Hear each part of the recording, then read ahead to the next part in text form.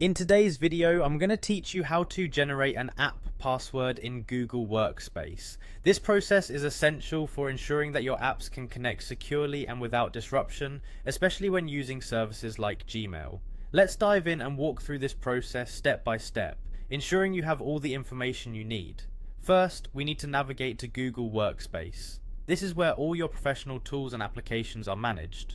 Once you are on the Google Workspace homepage, the next step is to click on the Admin Console.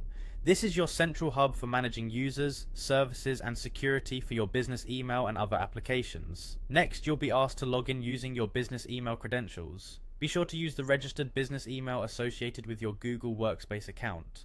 Once you've successfully logged in, locate the Google Apps menu, which is positioned at the top right corner of the dashboard. In this menu, you'll want to click on the admin icon. This action will take you to the administrative settings for your account.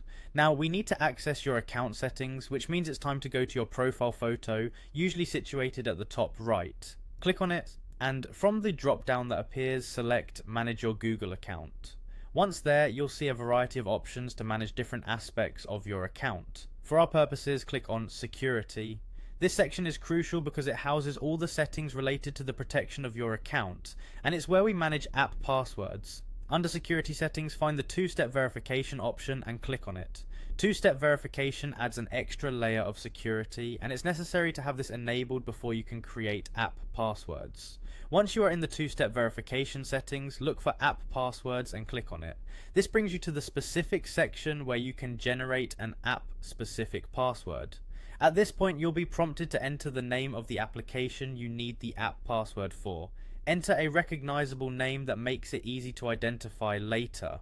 After you've entered the name, go ahead and click on Create. A unique app password will be generated for your device immediately. Finally, copy the newly created app password. You will need this alphanumeric password to sign into your app or device, ensuring that it connects securely to your Google Workspace account without needing your primary password.